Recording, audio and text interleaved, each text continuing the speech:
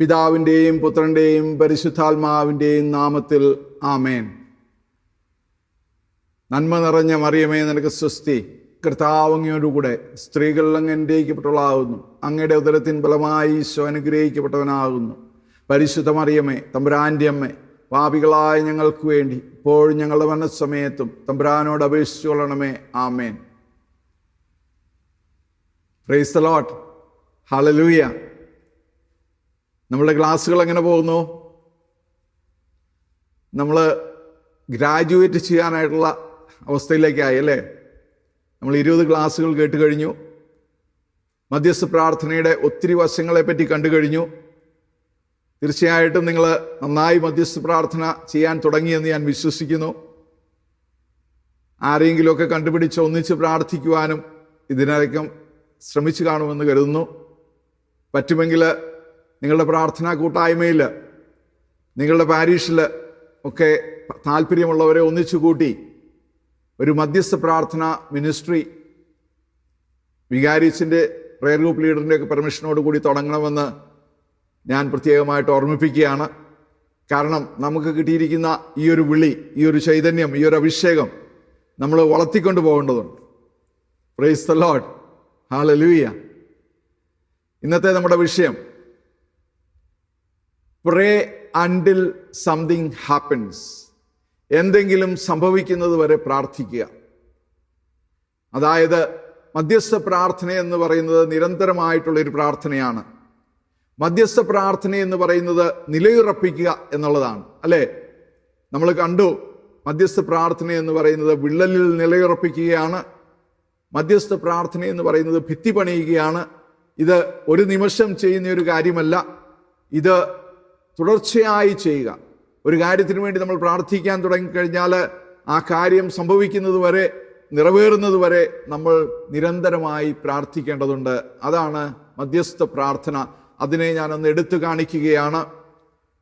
പ്രിയപ്പെട്ടവരെ, ഇന്നത്തെ കാലഘട്ടത്തിൽ നമ്മൾ പലരും തൽക്ഷണ പരിഹാരങ്ങൾ കണ്ടുപിടിക്കുന്നവരാണ്. എല്ലാത്തിനും ഇൻസ്റ്റന്റ് സൊല്യൂഷനാണ് അല്ലേ? Instant coffee, ATM, credit card, fast food, drive through, cellphone, WhatsApp, internet, ഇതെല്ലാം ഇൻസ്റ്റന്റ് ആണ് അല്ലേ? എല്ലാം അന്നേരം കാര്യങ്ങൾ നടക്കണം. അപ്പൊ അങ്ങനെ ഒരു നമ്മുടെ വ്യക്തിത്വത്തിൽ അങ്ങനെ ഒരു മനോഭാവം നമുക്ക് വരാനായിട്ട് സാധ്യതയുണ്ട്. അതായത് എല്ലാ കാര്യങ്ങളും തൽക്ഷണം നടക്കണം. പക്ഷേ മധ്യസ്ഥ പ്രാർത്ഥനയിൽ നമ്മൾ വേണ്ടത്ര കാത്തിരിക്കേണ്ടതും പ്രാർത്ഥിക്കേണ്ടതിൻ്റെ ആവശ്യകതയുണ്ട്. അപ്പം മധ്യസ്ഥ പ്രാർത്ഥന ഒറ്റയടിക്ക് നമ്മൾ ഉത്തരം പ്രതീക്ഷിച്ചു കഴിഞ്ഞാൽ ചിലപ്പം സാധിച്ചെന്ന് വരികയില്ല. സാധാരണ വ്യക്തികൾ പറയാറുണ്ട്, ഞാൻ ഒരാഴ്ച പ്രാർത്ഥിച്ചു, ഉത്തരമൊന്നുമില്ല. എനിക്ക് തോന്നുന്നത് ദൈവം എൻ്റെ പ്രാർത്ഥന കേൾക്കുന്നില്ല എന്നാണ്. ഞാൻ 1 വർഷം പ്രാർത്ഥിച്ചു, ഒന്നും നടക്കുന്നില്ല. ദൈവം എന്താ ബധിരനാണോ? അല്ലെ എനിക്ക് മധ്യസ്ഥ പ്രാർത്ഥനയുടെ ഗിഫ്റ്റ് ഇല്ലാഞ്ഞിട്ടാണോ? അല്ലെങ്കിൽ ദൈവം എന്നെ സ്നേഹിക്കാഞ്ഞിട്ടാണോ എന്നൊക്കെ വ്യക്തികൾ ചോദിക്കാറുണ്ട്. മധ്യസ്ഥരുടെ ഇടയ്ക്ക് നിരുത്സാഹം, ഡിസ്കറേജ്മെന്റ് വളരെ വേദനാകരമായിട്ടുള്ള ഒരു കാര്യമാണ്, ദുസ്സഹമായിട്ടുള്ള ഒരു കാര്യമാണ്. അപ്പം അതിനെ നേരിടുക, കൈകാര്യം ചെയ്യുക എന്നത് വലിയൊരു വെല്ലുവിളിയാണ്. ഈ ഇടയ്ക്ക് കുറേ സ്ഥലങ്ങളിൽ നിന്ന് ഈ മധ്യസ്ഥ പ്രാർത്ഥനയിൽ ഉള്ളവരുടെ മധ്യസ്ഥരുടെ നിരാശയെപ്പറ്റി എനിക്ക് കേൾക്കാൻ സാധിച്ചു. ഈ ഇടയ്ക്ക് ബ്രസീലിൽ നിന്ന് അവര് മധ്യസ്ഥ പ്രാർത്ഥന ചെയ്യുന്നവരുടെ ഡിസ്കറേജ്മെന്റ് ഇതിനെപ്പറ്റി ഒരു ക്ലാസ് എടുക്കാൻ പറഞ്ഞ് ഞാനൊരു ക്ലാസ് പോലും എടുത്തു. ആഫ്രിക്കയിൽ പല രാജ്യങ്ങളിലും ഇന്ന് മനുഷ്യന് പ്രാർത്ഥനയോടുള്ള ആ അഭിരുചി വളരെ കുറഞ്ഞതായിട്ട് ലീഡേഴ്സ് പറഞ്ഞ് അറിയുന്നുണ്ട്. ഞാൻ ഓർക്കുന്നു 2018 നമ്മൾ ഇന്ത്യയിൽ മൊത്തം ഒരു ജെറീക്കോ പ്രാർത്ഥന നടത്തിയിരുന്നു. 2018 ഫെബ്രുവരിയിൽ കാത്തലിക് ബിഷപ്സ് കോൺഫറൻസ് ഓഫ് ഇന്ത്യയുടെ യോഗത്തിൽ മൊത്തം ബിഷപ്പ്മാരോട് ഇതിനെപ്പറ്റി പറയുവാനായിട്ടുള്ള അവസരം എനിക്ക് ലഭിച്ചു. അങ്ങനെ മെത്രാന്മാരുടെ അംഗീകാരത്തോടു കൂടി, കാത്തലിക് ബിഷപ്സ് കോൺഫറൻസ് ഓഫ് ഇന്ത്യയുടെ അംഗീകാരത്തോടു കൂടി നമ്മൾ ഇന്ത്യയിലെ എല്ലാ രൂപതകളും പോയി ഒരു ജെറീക്കോ പ്രാർത്ഥന നടത്തിയിരുന്നു. 2019 ലോകസഭയുടെ ഇലക്ഷൻ നടക്കുകയാണ്. അതിനു മുമ്പായിട്ട് 2018 നമ്മൾ ഇന്ത്യക്ക് വേണ്ടിയിട്ട്, ഭാരതത്തിന് വേണ്ടിയിട്ടുള്ള ഈ പ്രാർത്ഥന മുഴുവൻ ഇന്ത്യയും കവർ ചെയ്ത് പ്രാർത്ഥിച്ചത്. അതിനുശേഷം ഇലക്ഷൻ്റെയൊക്കെ റിസൾട്ട് വന്നു കഴിഞ്ഞപ്പോൾ കുറേ മധ്യസ്ഥ പ്രാർത്ഥനക്കാർക്ക് നിരാശ വന്നതായിട്ട് അവർ പറഞ്ഞു. നമ്മൾ പലപ്പോഴും നമ്മൾ ചിന്തിക്കുന്ന രീതിയിൽ ദൈവം കാര്യങ്ങൾ ചെയ്തില്ലെങ്കിൽ നമ്മൾ നിരാശരാകുകയാണ്. നമുക്കിത് ബൈബിളിലും കാണാൻ സാധിക്കും. 1 രാജാക്കന്മാർ 19-ാമത്തെ അധ്യായത്തിൽ നമ്മൾ കാണുന്നുണ്ട്. 1 മുതൽ 15 വരെയുള്ള വചനങ്ങളിൽ നമ്മൾ എലീജ എന്ന മധ്യസ്ഥൻ വളരെ ശക്തനായിരുന്നു. അദ്ദേഹം 2 വലിയ അത്ഭുതങ്ങൾ ചെയ്യുന്നത് നമ്മൾ കാണുന്നുണ്ട്. 1, മൗണ്ട് കാർമൽ മലയുടെ മുകളിൽ 450 ബാലിൻ്റെ പുരോഹിതന്മാരെ സജ്ജം ചെയ്തിരിക്കുന്ന ആ ബലി, അതിനു പകരം തൻ്റെ സ്വന്തം ബലിയിൽ അദ്ദേഹം പ്രാർത്ഥിച്ചപ്പോൾ തീ ഇറങ്ങി വരികയും ആകാശത്ത് നിന്ന് ഈ ബലിയെ ദഹിപ്പിക്കുകയും ചെയ്തതായിട്ട് വലിയ അത്ഭുതം നമ്മൾ കാണുന്നു. അദ്ദേഹം 450 ബാലിൻ്റെ പ്രവാചകന്മാരെ കൊന്നൊടുക്കുന്നുണ്ട്. അതിനുശേഷം നമ്മൾ കാണുന്നത് അദ്ദേഹത്തിൻ്റെ പ്രാർത്ഥന വഴി 3 വർഷവും 6 മാസവും മഴ പെയ്യുന്നില്ല എന്നും, അദ്ദേഹം പ്രാർത്ഥിച്ചപ്പോൾ 3 വർഷം 6 മാസത്തിന് ശേഷം പ്രാർത്ഥിച്ചപ്പോൾ മഴ പെയ്തതായിട്ട് നമ്മൾ കാണുന്നുണ്ട്. ഇതും ഒരു വലിയ അത്ഭുതമായിരുന്നു. 1 രാജാക്കന്മാർ 18:41-46 ഇതിനെപ്പറ്റി യാക്കോബിന്റെ ലേഖനത്തിൽ 5-ാം അധ്യായം 17-18 വചനങ്ങളിൽ പറയുന്നു, ഏലിയ നമ്മെപ്പോലുള്ള ഒരു മനുഷ്യനായിരുന്നു. മഴ പെയ്യാതിരിക്കാൻ അവൻ തീഷ്ണതയോടെ പ്രാർത്ഥിച്ചു. ഫലമോ 3 വർഷവും 6 മാസവും ഭൂമിയിൽ മഴ പെയ്തില്ല. വീണ്ടും അവൻ പ്രാർത്ഥിച്ചു. അപ്പോൾ ആകാശം മഴ നൽകുകയും ഭൂമി ഫലങ്ങൾ പുറപ്പെടുവിക്കുകയും ചെയ്തു. Price the Lord, hallelujah. അപ്പൊ ഇങ്ങനത്തെ ശക്തനായിട്ടുള്ള ഒരു മധ്യസ്ഥന്റെ ജീവിതത്തിൽ എന്ത് സംഭവിച്ചു എന്നത് ശ്രദ്ധേയമാണ്. ഇങ്ങനെ അത്ഭുതങ്ങൾ പ്രവർത്തിച്ച ഈ മധ്യസ്ഥൻ 1 രാജാക്കന്മാര് 19-ാം അധ്യായത്തില് തൊട്ടടുത്ത് തന്നെ നമ്മൾ കാണുകയാണ്. ജെസബൽ അവനൊരു മുന്നറിയിപ്പ് അയച്ചു. ജെസബലിന്റെ മുന്നറിയിപ്പ് വന്നത് എലീജ ഭയപ്പെട്ട് അവിടെ നിന്ന് ഓടുകയാണ്. അവിടെ നിന്ന് മരുഭൂമിയിലൂടെ ഒരു ദിവസത്തെ വഴി നടന്ന് വാടാമുല്ലയുടെ തണലിലിരുന്ന് അവൻ മരണത്തിനായി പ്രാർത്ഥിക്കുന്നത് നമ്മൾ കാണുന്നു. അവൻ ഇങ്ങനെയാണ് പ്രാർത്ഥിക്കുക, കർത്താവേ മതി, എൻ്റെ പ്രാണനെ സ്വീകരിച്ചാലും ഞാൻ എൻ്റെ പിതാക്കന്മാരോട് മെച്ചമല്ല. അവൻ ആ ചെടിയുടെ തണലിലിരുന്ന് കിടന്നുറങ്ങി. കർത്താവിൻ്റെ ദൂതൻ വന്ന് അവനെ തട്ടിയുണർത്തി എഴുന്നേറ്റ് ഭക്ഷിക്കുക എന്ന് പറഞ്ഞു. ആ ഭക്ഷണത്തിൻ്റെ ശക്തി കൊണ്ട് അവൻ 40 രാവും 40 പകലും പലായനം ചെയ്യുകയാണ്.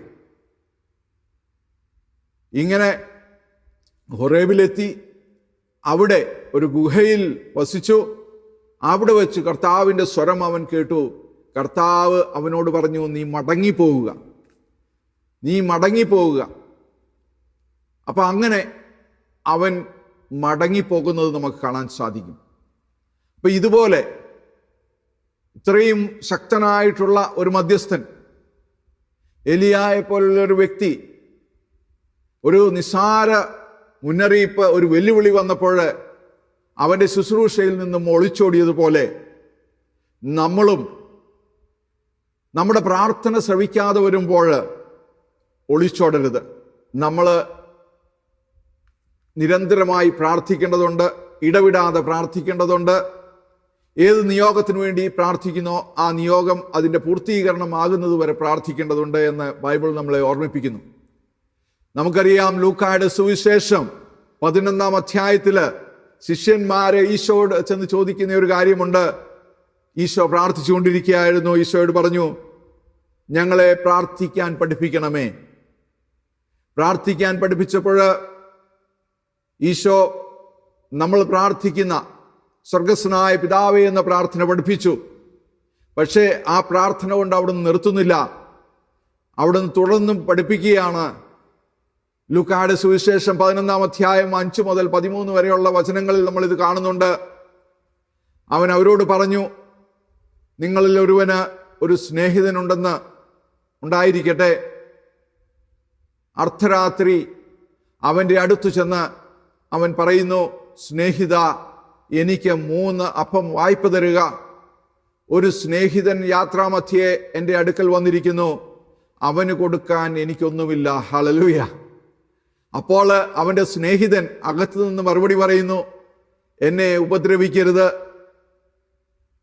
കഥ കടച്ചു കഴിഞ്ഞു, എൻ്റെ കുഞ്ഞുങ്ങളും എൻ്റെ കൂടെ കിടക്കയിലാണ്, എഴുന്നേറ്റ് നിനക്കൊന്നും തരാൻ സാധിക്കുകയില്ല.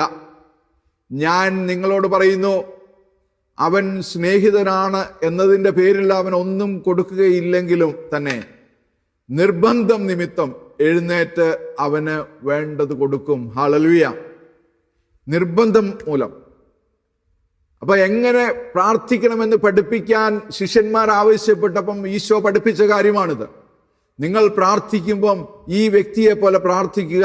സ്വന്തം മിത്രത്തിന്റെ അടുത്ത് ചെന്ന് രാത്രിയിൽ 3 അപ്പം ചോദിച്ചപ്പോൾ ഇതുപോലെ ഉത്തരം നൽകിയ ആ ഒരു സ്നേഹിതനെ ആരെങ്കിലും 2ാമത് അപ്പം ചോദിച്ച് അവിടെ നിൽക്കുമോ? പക്ഷേ ഈശോ പറയുകയാണ്, ആ സാഹചര്യത്തിലും നീ തുടർന്ന് മുട്ടിക്കൊണ്ടിരിക്കുക, ലഭിക്കുന്നത് വരെ മുട്ടുക.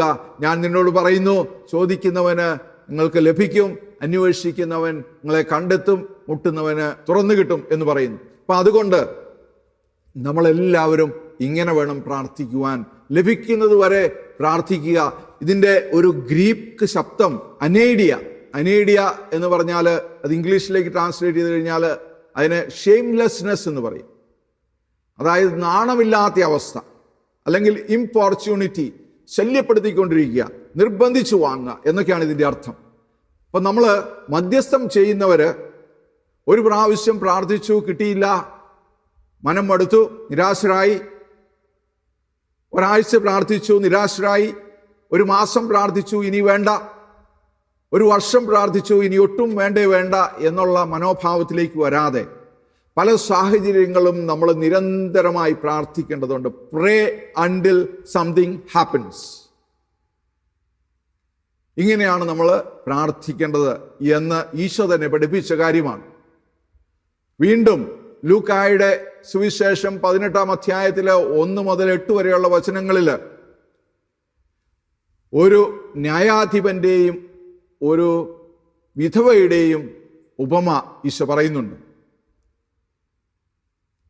അതിനകത്ത് ഇങ്ങനെയാണ് പറയുക, ഭഗ്നാശരാകാതെ എപ്പോഴും പ്രാർത്ഥിക്കണം. അത് ഈശോ എടുത്തു പറയുകയാണ്. നമ്മൾ എപ്പോഴും പ്രാർത്ഥിക്കേണ്ടതുണ്ട്. മധ്യസ്ഥരെന്നുള്ള രീതിയിൽ ഇത് ഓർത്തിരിക്കുക എന്ന് കാണിക്കാൻ യേശു അവരോട് ഉപമ പറഞ്ഞു. ദൈവത്തെ ഭയപ്പെടുകയോ മനുഷ്യരെ മാനിക്കുകയോ ചെയ്യാത്ത ഒരു ന്യായാധിപൻ ഒരു പട്ടണത്തിലുണ്ടായിരുന്നു. ആ പട്ടണത്തിൽ ഒരു വിധവയും ഉണ്ടായിരുന്നു. അവൾ വന്ന് അവനോട് എതിരാളിക്കെതിരെ തനിക്ക് നീതി നടത്തി തരണമേ എന്ന് അപേക്ഷിക്കുമായിരുന്നു. കുറേ നാളത്തേക്ക് അവന് അത് ഗൗനിച്ചില്ല. പിന്നീട് അവൻ ഇങ്ങനെ ചിന്തിച്ചു, ഞാൻ ദൈവത്തെ ഭയപ്പെടുകയോ മനുഷ്യരെ മാനിക്കുകയോ ചെയ്യുന്നില്ല, എങ്കിലും ഈ വിധവ എന്നെ ശല്യപ്പെടുത്തുന്നത് കൊണ്ട് ഞാൻ വിധവയ്ക്ക് നീതി നടത്തിക്കൊടുക്കും, അല്ലെങ്കിൽ അവൾ കൂടെ വന്ന് എന്നെ അസഹ്യപ്പെടുത്തും. കർത്താവ് പറഞ്ഞു, നീതിരഹിതനായ ആ ന്യായാധിപന് പറഞ്ഞത് എന്തെന്ന് ശ്രദ്ധിക്കുവിൻ. അതായത് ആ വ്യക്തി വീണ്ടും വീണ്ടും വീണ്ടും വിധവ വന്ന് ശല്യപ്പെടുത്തുന്നത് കൊണ്ട് എങ്ങനെ നടത്തിക്കൊടുത്തോ, ആ വിധവ എങ്ങനെ പ്രാർത്ഥിച്ചോ, അതുപോലെ നമ്മളും പ്രാർത്ഥിക്കണമെന്നാണ് ദൈവം ആഗ്രഹിക്കുന്നത്, ഈശോ നമ്മളെ പഠിപ്പിക്കുന്നത്. അങ്ങനെയെങ്കിൽ രാവും പകലും തന്നെ വിളിച്ച് കരയുന്ന തിരഞ്ഞെടുക്കപ്പെട്ടവർക്ക് വേണ്ടി ദൈവം നീതി നടത്തി കൊടുക്കുകയില്ലേ എന്ന് ഈശോ തന്നെ ചോദിക്കുന്നു. അവിടുന്ന് അതിന് കാലവിളംബരം വരുത്തുമോ? അവർക്ക് വേഗം നീതി നടത്തി കൊടുക്കും എന്ന് ഞാൻ നിങ്ങളോട് പറയുന്നു. എങ്കിലും മനുഷ്യപുത്രൻ വരുമ്പോൾ ഭൂമിയിൽ വിശ്വാസം കണ്ടെത്തുമോ? ഹല്ലേലൂയ. അപ്പൊ ഇങ്ങനെ നമ്മൾ വളരെ വ്യക്തമായിട്ട് കാണുകയാണ്, ഈശോയുടെ പഠിപ്പീര് മധ്യസ്ഥ പ്രാർത്ഥന ചെയ്യുന്നവരോട് നിരന്തരമായി മുട്ടിക്കൊണ്ടിരിക്കുക, പ്രാർത്ഥിച്ചുകൊണ്ടിരിക്കുക. വീണ്ടും ഈ വിധവയുടെയും ന്യായാധിപന്റെയും കാര്യത്തിൽ വർണ്ണിക്കുമ്പോൾ ഉപയോഗിക്കുന്ന ഒരു വാക്കാണ് ഗ്രീക്കിൽ ഹുപ്പോപ്പിയാസ. ഹുപ്പോപ്പിയാസ എന്ന് പറഞ്ഞാൽ ഇംഗ്ലീഷിൽ അതിൻ്റെ വ്യാഖ്യാനം ഹിറ്റ് അണ്ടർ ദി ഐസ്, അതായത് ശക്തമായി കണ്ണിന് താഴെ ഇടിക്കുക. കാരണം അത്ര ശക്തമായിട്ട് ഈ പ്രാർത്ഥന ചെയ്യുന്ന വ്യക്തി നിരന്തരമായി ശല്യപ്പെടുത്തിക്കൊണ്ടിരിക്കുക എന്നാണ് അതിൻ്റെ അർത്ഥം. ഉൽപ്പത്തി പുസ്തകത്തിൽ കാണാൻ സാധിക്കുന്നുണ്ട് എബ്രാഹാം എങ്ങനെ മധ്യസ്ഥ പ്രാർത്ഥന ചെയ്തു. സോദോം ഗോമോറായ്ക്ക് വേണ്ടി പ്രാർത്ഥിച്ചപ്പോൾ 50 നീതിമാന്മാരുണ്ടെങ്കിൽ അവരെ ശിക്ഷിക്കുമോ എന്ന് ചോദിച്ച എബ്രാഹാം 45, 40, 30, 20, 10 ഇങ്ങനെ ഒന്നിനു പുറകെ ഒന്നായിട്ട് ചോദിച്ചുകൊണ്ടിരുന്നു. നമ്മളും നിരന്തരമായി പ്രാർത്ഥിക്കേണ്ടതുണ്ട്. പ്രത്യേകിച്ച് ഇന്നത്തെ കാലത്ത് ഈ ഒരു സാഹചര്യത്തിൽ മധ്യസ്ഥരായ നമ്മൾക്ക് ഒത്തിരി നിരാശ കടന്നു വരാനുള്ള സാധ്യതകൾ ഉണ്ട്. ചിലരൊക്കെ എന്നോട് പറഞ്ഞു, എത്ര കാലമായിട്ടാണ് ഈ കോവിഡ് എന്ന മഹാമാരി മാറുന്നതിന് വേണ്ടി നമ്മൾ പ്രാർത്ഥിക്കുന്നത്, എന്തുകൊണ്ട് ദൈവം കേൾക്കുന്നില്ല? പ്രിയപ്പെട്ടവരെ, ചില ദൈവീക രഹസ്യങ്ങളുണ്ട്. There are some divine mysteries which we don't understand fully. അപ്പൊ ഇങ്ങനെയുള്ള സാഹചര്യങ്ങളിൽ ദൈവം എന്താണ് പ്രവർത്തിക്കുന്നത്, എന്താണ് ആഗ്രഹിക്കുന്നത്, എന്ത് ചെയ്യാൻ പോകുന്നു എന്ന് നമുക്കറിഞ്ഞുകൂടാ.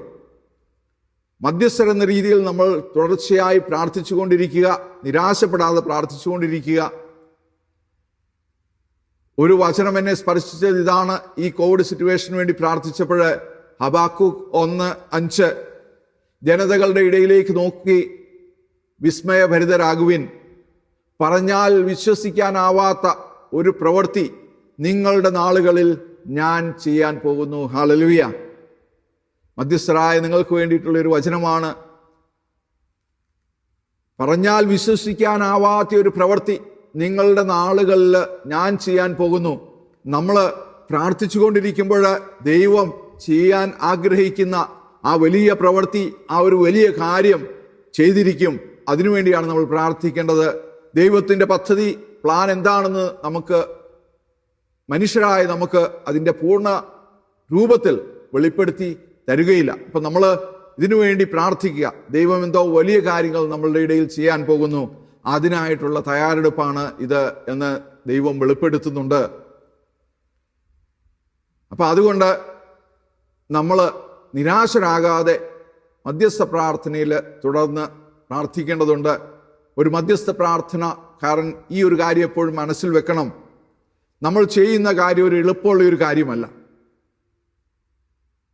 അതുകൊണ്ടാണല്ലോ എഫെസസുകാർക്ക് എഴുതിയ ലേഖനത്തിൽ പൗലോസ് ശ്ലീഹ പറയുക 6:1 എന്തെന്നാൽ നമ്മൾ മാംസത്തിനും രക്തത്തിനും എതിരായിട്ടല്ല, പ്രഭുത്വങ്ങൾക്കും ആധിപത്യങ്ങൾക്കും ഈ അന്ധകാര ലോകത്തിൻ്റെ അധിപന്മാർക്കും സ്വർഗീയ ഇടങ്ങളിലെ വർദ്ധിക്കുന്ന തിന്മയുടെ ദുരാത്മാക്കൾക്കും എതിരായിട്ടാണ് പടവെട്ടുന്നത്.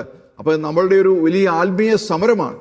ഈ സമരം ഒരു പ്രാർത്ഥന കൊണ്ടോ ഒരു ദിവസം കൊണ്ടോ തീരുന്നതല്ല. ഈ ആത്മീയ സമരത്തിൽ നമ്മൾ തുടർച്ചയായിട്ട് നമുക്ക് പ്രാർത്ഥിക്കേണ്ടതുണ്ട്. അപ്പം നമ്മൾ ഈ കൊറോണ വൈറസിനെ തന്നെ ഒന്ന് വിശകലനം ചെയ്ത് നോക്കുമ്പോൾ നമുക്ക് കാണാൻ സാധിക്കും. ഒരു വശത്ത് പള്ളികളെല്ലാം അടച്ചു കിടക്കുന്നു, നമുക്ക് കൂദാശകൾ പങ്കുചേരാൻ സാധിക്കുന്നില്ല. വേറൊരു വശത്ത് ഈ പാൻഡമിക്കിൻ്റെതായ ഒത്തിരി അധികം ബുദ്ധിമുട്ടുകൾ മനുഷ്യൻ അനുഭവിക്കുന്നു. പല വിധത്തിലുള്ള പിരിമുറുക്കങ്ങൾ, പല വിധത്തിലുള്ള പാപപ്രവണതകൾ ഒക്കെ ഈ കാലത്തിൽ പൊങ്ങി വരികയാണ്. അപ്പോൾ ഇങ്ങനത്തെ ഒരു സാഹചര്യത്തിൽ പ്രാർത്ഥിക്കുക എന്ന് പറയുന്നത് വളരെ പ്രധാനപ്പെട്ട ഒരു കാര്യമാണ്. ആത്മീയ സമരത്തെ പറ്റി പറയുമ്പോൾ എഫെസസുകാർക്ക് എഴുതിയ ലേഖനത്തിൽ 10 മുതൽ 17 വരെയുള്ള വചനങ്ങളിൽ പ്രത്യാശയെപ്പറ്റി എടുത്തു പറയുന്നുണ്ട്. 6 സംരക്ഷണം നമുക്ക് തരുന്നതിൽ 6 5-ാമത്തേത് പ്രത്യാശയാണ്. പ്രത്യാശ നമ്മളെ സംബന്ധിച്ചിടത്തോളം വലിയൊരു സംരക്ഷണമാണ്. അതുകൊണ്ട് മധ്യസ്ഥ പ്രാർത്ഥന ചെയ്യുന്നവര് പ്രത്യാശയോടുകൂടി പ്രാർത്ഥിക്കണം. ദ ഹെൽമെറ്റ് ഓഫ് സാൽവേഷൻ എന്നാണ് പറയുക. അപ്പോൾ ഈ പ്രത്യാശയുടെ പടത്തൊപ്പി നമ്മൾ അണിയുമ്പോൾ നമ്മുടെ മനസ്സ് നിരാശയിലേക്ക് കടന്നു പോകാതെ പ്രത്യാശയിൽ നമുക്ക് പ്രാർത്ഥിക്കാൻ സാധിക്കും. അത് വളരെ പ്രധാനപ്പെട്ട ഒരു കാര്യമാണ്. എഫേസ്യസുകാർക്ക് എഴുതിയ ലേഖനത്തിൽ വീണ്ടും 6:18 പറയുന്നു, നിങ്ങൾ അപേക്ഷകളോടും യാചനകളോടും കൂടെ എല്ലാ സമയവും ആത്മാവിൽ പ്രാർത്ഥന നിരതരായിരിക്കുവിൻ, അവിശ്രാന്തം ഉണർന്നിരുന്ന് എല്ലാ വിശുദ്ധർക്കും വേണ്ടി പ്രാർത്ഥിക്കുവിൻ. അപ്പം അതുകൊണ്ട് അപേക്ഷകളോടും യാചനകളോടും കൂടെ എല്ലാ സമയവും പ്രാർത്ഥന നിരതരായിരിക്കണം മധ്യസ്ഥര്. അപ്പോൾ അതുകൊണ്ടാണല്ലോ നമ്മൾ കണ്ടു തുടർച്ചയായ പ്രാർത്ഥന, ഇടപെടാത്ത പ്രാർത്ഥനയെ പറ്റിയാണ് പറയുക. അതുകൊണ്ടാണല്ലോ കാവൽക്കാരൻ്റെ ഉദാഹരണമൊക്കെ നമുക്ക് പ്രാർത്ഥനയെ പറ്റി പറയുമ്പം ലഭിക്കുക. അപ്പം അതുകൊണ്ട് വീണ്ടും വീണ്ടും ഈ ഒരു കാര്യം ഓർത്തിരിക്കുക. നമ്മളെ ഏൽപ്പിച്ചിരിക്കുന്ന ദൗത്യം ഇതാണ്. ജെറമ്യ 17:7-8 പറയുന്നു, കർത്താവിൽ ആശ്രയിക്കുന്നവന് അനുഗ്രഹീതൻ, അവൻ്റെ പ്രത്യാശ അവിടുന്ന് തന്നെ.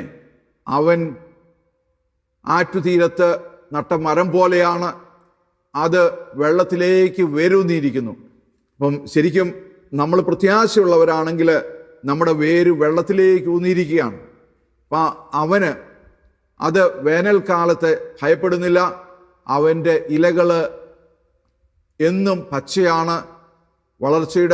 വരൾച്ചയുടെ കാലത്തും അതിന് ഉത്കണ്ഠയില്ല. അത് ഫലം നൽകിക്കൊണ്ടേ ഇരിക്കും. മധ്യസ്ഥർ എന്നുള്ള രീതിക്ക് നമ്മൾ ഈ പ്രത്യാശയുള്ളവരായിരിക്കുക. നമ്മളുടെ വേരുകൾ വെള്ളത്തിലേക്ക് ചെന്ന് അവിടുന്ന് വെള്ളം വലിച്ചെടുക്കുന്നത് കൊണ്ട് നമ്മൾ എന്നും പച്ചയായിട്ടിരിക്കും. ആ പ്രത്യാശ നമ്മളെ മുമ്പോട്ട് നയിക്കും. നമ്മൾ നിരാശരാകാതെ മുമ്പോട്ട് ശുശ്രൂഷ കൊണ്ടുപോകാൻ നമുക്ക് സാധിക്കും. നമുക്ക് ഓർമ്മയുണ്ടല്ലോ, റഷ്യയ്ക്ക് വേണ്ടി പ്രാർത്ഥിച്ചതിനെ പറ്റി നമ്മൾ സ്പഷ്ടമായിട്ട് കാണുന്നുണ്ട്. റഷ്യയ്ക്ക് വേണ്ടി പ്രാർത്ഥിച്ചത് എത്രയാ? 70 വർഷമാണ് റഷ്യയുടെ മാനസാന്തരത്തിന് വേണ്ടി പ്രാർത്ഥിച്ചത്. പരിശുദ്ധ അമ്മ റഷ്യയ്ക്ക് വേണ്ടി പ്രാർത്ഥിക്കുവാനായിട്ട് പ്രത്യേകം സന്ദേശം നൽകി. ആ സന്ദേശമനുസരിച്ച് സഭ പ്രാർത്ഥിക്കാൻ തുടങ്ങി. ഞാൻ ഓർക്കുന്നു, എൻ്റെ ചെറുപ്പത്തിൽ പോലും കുർബാന കഴിഞ്ഞിട്ട് അച്ഛൻ പറയുമായിരുന്നു, നമ്മൾ റഷ്യയുടെ മാനസാന്തരത്തിന് വേണ്ടി 3 നന്മ നിറഞ്ഞ മറിയം ചൊല്ലി പ്രാർത്ഥിക്കാം. ഇങ്ങനെ ആഗോള സഭ പ്രാർത്ഥിച്ചു. ഒരു ദിവസമല്ല, 10 ദിവസമല്ല, ഒരു മാസമല്ല, വർഷമല്ല, 70 വർഷം പ്രാർത്ഥിച്ചതിന് ശേഷമാണ് റഷ്യയുടെ മാനസാന്തരം നടക്കുക. ഇങ്ങനെ പല സാഹചര്യങ്ങളിലും നമ്മൾ നീണ്ട രീതിയിൽ പ്രാർത്ഥിക്കേണ്ടതുണ്ട്.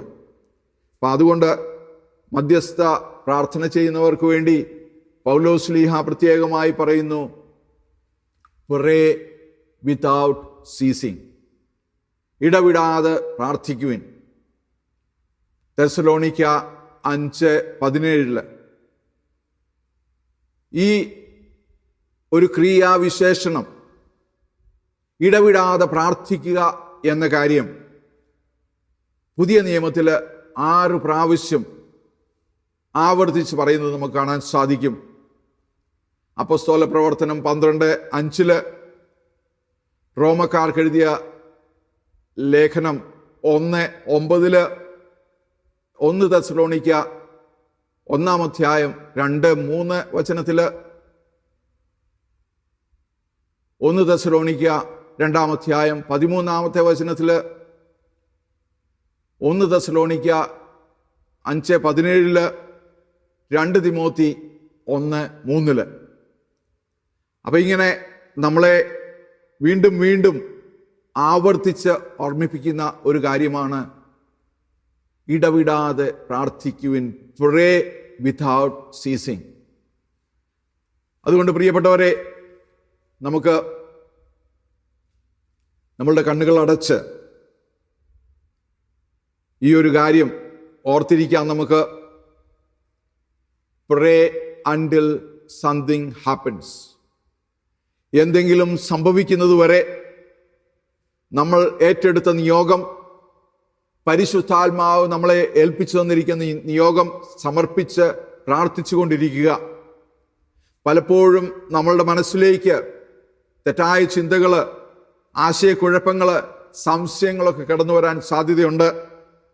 ഞാൻ പ്രാർത്ഥിച്ചിട്ട് എന്തുകൊണ്ട് നടക്കുന്നില്ല? പക്ഷേ ചില കാര്യങ്ങൾ, ചില നിയോഗങ്ങൾ വർഷങ്ങൾ പ്രാർത്ഥിക്കേണ്ടതുണ്ട് എന്ന് ഓർത്തിരിക്കുക.